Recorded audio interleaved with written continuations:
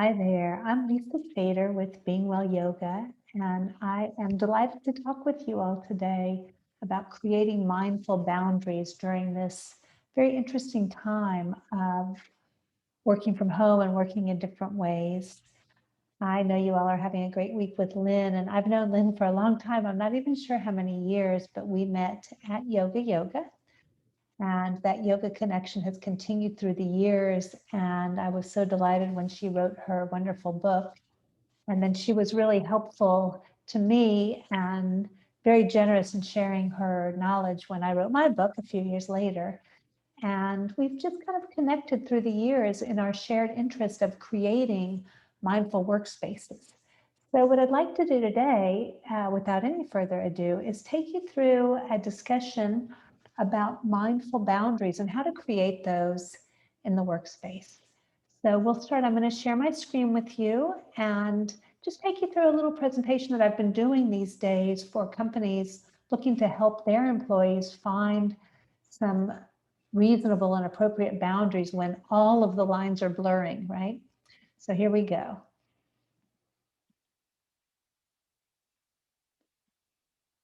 All right, so just consider when you think about the boundaries that you create in your life that help you to contain different aspects of your life and help you to maintain your wholeness.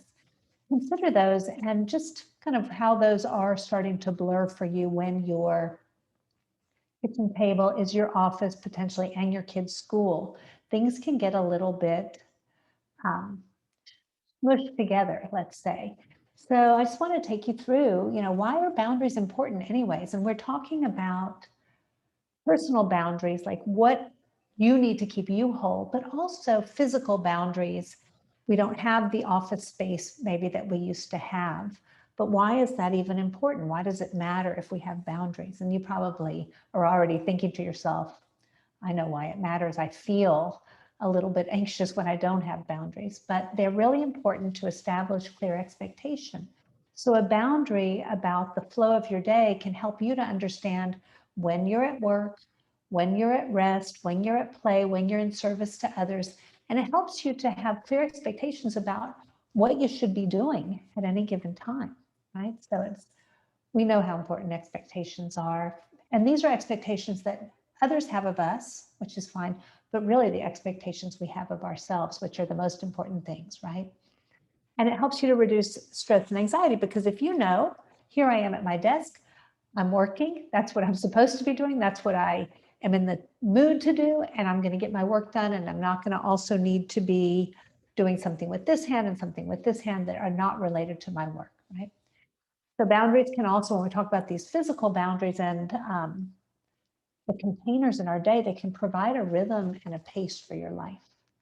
It's really important, and we're going to talk more about that in just a few moments. And when you have these containers in your life, this structure, not rigid, but structure, it helps you to increase your efficiency and your enjoyment. You can be fully present. And being fully present is a game changer. We're not considering, should I be also doing this or thinking about this from the past, or should I also be preparing for this? We're here now. And if you even say to yourself, I am here now, you'll feel a sense of ground come from that presence. So think about to yourself as well, why are boundaries important? Why are boundaries important to you? And then what happens when we don't have them, right? Creates a lot of anxiety. And these days, for many people, there's no physical separation between home and work. It's all lumped together. Um, I've had to rearrange my home to create space in which to work. You can see behind me this lovely yoga studio. I'm a yoga teacher and a mindfulness teacher. This was my daughter's bedroom. She doesn't live in Austin anymore, so I took over, but I needed a space. I couldn't be doing my work in the middle of the kitchen. That would have a whole different feel to it, right? So think about that physical separation or where you go when you need to get work done. The other thing that's happening, if you worked outside of your home before we came home to work, there's no transition time now between home and work. And even if you didn't love your commute, you might have found it to be a helpful buffer to give you some time to transition to going to work. And we'll talk about how we can create some buffers when there don't seem to be any. And when you are at home and your office is right at home, or your school is right at home, or everything's right at home, we lose the natural rhythm of the day and we feel like we're always on, which can create great stress and burnout. And we want to avoid that. We want to be able to feel fresh and renewed. So how do you experience the impact of not having boundaries, if any of this that I've talked about resonates with you? And it really depends on you, on how you approach things. Are you an integrator? Are you someone who before was able to do a little work and then do an errand and then make a phone call and then get back to work? Was that the way you like to work? Or are you someone who really likes to get all your work done and then you go home and you're off work? So you more segment the days, integrators and segmenters. I got this from Harvard Business Review article about how people are approaching boundaries in the pandemic. So it'll be easier for you, I think, if you're an integrator, but you're still going to have your challenges. Your life stage influences how you experience the impact of working from home or working in a different way. If you live alone, that's going to impact you in one way. If you have a lot of people in your home, let's say that you're just starting your career and you just took a new job and you were excited to meet new people and be in community at the workplace, and that's not happening for a while. Or you could be like me, an empty nester who is having a quiet life, lots of time to focus on work, but missing my friends. So it just depends, kind of consider where you are with that. And then your home life, is it, if it's pleasant or if it's challenging, that's going to impact you as well. The type of work that you do, are you always in collaboration? Do you need people around to be able to get your work done? Or are you an independent contributor? And is it easy to just be at home? In fact, maybe it's freer of distractions than your work previously was, right? So consider that. And then consider your tendencies, introvert versus extrovert, type A versus type B. All of these things will influence how you're experiencing the impact, and it's not one size fits all. So maybe as you hear people lamenting how challenging it is to find balance during this time, you've found it. That's wonderful. Be in that. Or maybe you're finding it a little and struggling sometimes, or maybe you're struggling a lot. Just acknowledge whatever the situation is for you. That will help you move forward and make some changes. So it's helpful to have a physical space in which to work. And when you're in this physical space, it signals to your brain it's time to do work. That can really facilitate your productivity. So if you have a dedicated workspace in your home, that's wonderful. And if you don't, create some construct for a space, even if it's the same couch that you watch TV on. During your working hours, maybe you have a desk tray that you bring and work with, or maybe you set up a certain way. Create a dedicated workspace. And you might have a door or you might not. If you don't have a door, create some sort of symbolic door if you live with others that tells people when the door is closed, you're not to be interrupted. And it could be something as silly as if you're wearing a Boston Red Sox hat.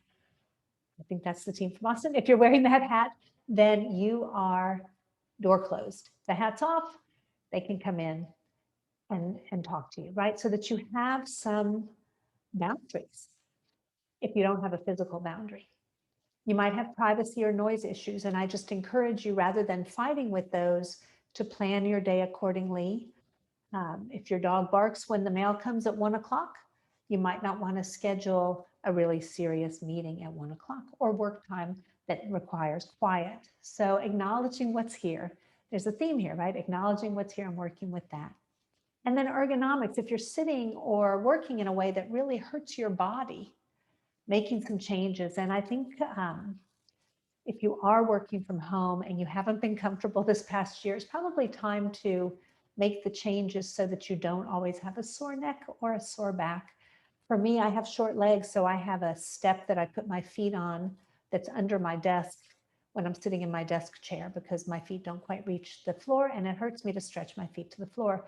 Maybe you need a pillow behind you, or you need a better chair. consider that and allow yourself to be physically comfortable while you're working. And then signs and signals, this continues this theme from having a real or symbolic door. Maybe there's time that you need privacy, that you're thinking or analyzing and no one should interrupt you. Maybe you're working on something that requires collaboration. And if anyone in your home came in and started talking to you, that would be helpful. So create some signs and signals for whoever is living with you. Maybe if there's a plant on the desk, that means you're ready to talk. If there is a picture in a certain part, that means you need privacy. Whatever it is, you can make it fun. You can have a red light, yellow light, green light system or something like that if you have young kids in your house. So signs and signals. All right, so what can help us create boundaries and move through these different aspects of our lives, right? Think about the transitions that happen in a day. And these are the most basic ones. You may have other ones as well. The first transition of the day is to move from being asleep to being awake. Then it used to be you would be home and then go to work. Now you might be home and still home and going to work, but there's a transition, right? Lunchtime. And sometimes with this blurring of boundaries, I talk to people who don't eat lunch till 4 o'clock. They forget there's nothing really to create that rhythm in the day. Plan a lunch break or some break where you can pause, nourish yourself before you get back to work. Then at the end of the day, from work to home, then there's home time, and then from awake to asleep. You might have some other uh, transitions. Maybe there's a time when kids come home from school and that creates another transition. So just think about what the transitions are in the different times in your life and create a rhythm for the day, right? So if you've never had a morning routine and you're very sleepy in the morning and you stay in bed and snooze 5 times and then all of a sudden you're running late right from the minute you wake up, consider that. Consider how that starts your day and what can you do to establish a morning routine? And it may be very, very simple. It might be I wake up, I stretch my body. Maybe you affirm an intention and just say, today I will be brave or present or patient or whatever it is. Uh, brushing your teeth. I've made my emptying the dishwasher, which I do in the mornings, into a ritual. It's part of my routine. So rather than dreading it, I quietly do it. I'm present when I do it, and it creates a nice routine or part of my routine. It's nice to have office hours.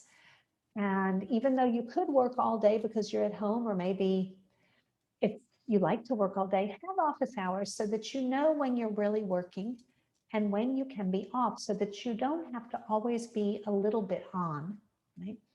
Schedule breaks when it makes sense in your day.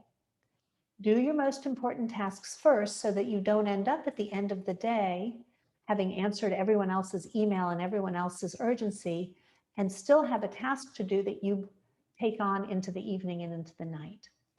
Set your time to respond to emails. That creates a nice boundary. You don't have to have all of these notifications on. Decide what is really urgent and what isn't. You don't have to have a notification for texts or emails or anything. You can decide when you look at things if the nature of your job allows that, right? Even when you're going to scroll social media, create a boundary and say, you know what, I really like doing it. I'm going to spend 15 minutes before lunch and do that, or whenever it is. Set time to wind down. So if you are just busy and worn out and tired and working and doing everything all day, and then you go to bed and can't sleep, that's natural. Set some time to signal to your brain that there's a boundary that you're putting on your day that allows you to prepare for this sleep time. You could have some evening routines or rituals. Maybe it's sharing highlights with people that you live with, highlights from the day. Could be cooking dinner if you like to cook.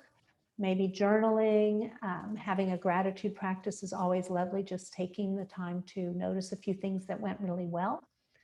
And then some renewal time as well. So things that you love to do. So if you love dancing and you haven't been dancing because there's no place to go dancing, find some Zoom dance party. There's lots of them. If you like to do art or you like to write, you like to read, find something that renews you. And then allow yourself to really turn off for a while, not turn a little off where you're still answering other people's needs, but to turn off. That will create some really helpful boundaries for you.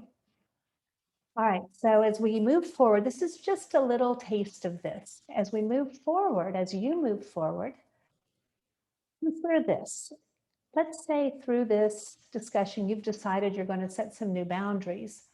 Before you just decide that, understand, do you need to clarify expectations with someone, yourself or someone else? So if you have decided you're going to have quiet time in the morning from 8 to 8:15 and you live with people, you might need to let them know that. So what expectations do you need to clarify, and how will you do that? Also know that you can still be a team player and say no sometimes. That's creating these personal boundaries that we need to keep ourselves whole and not overextend and burn ourselves out.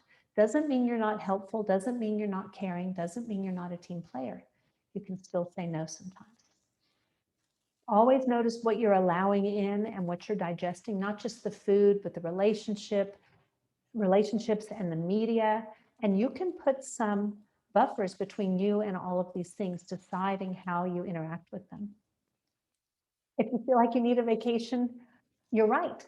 You need a vacation. And if you haven't taken one because you've been hesitant to travel or you don't have any place to go, I invite you to consider how you can really unplug and turn off for an extended amount of time, more than an hour or two, more than a day.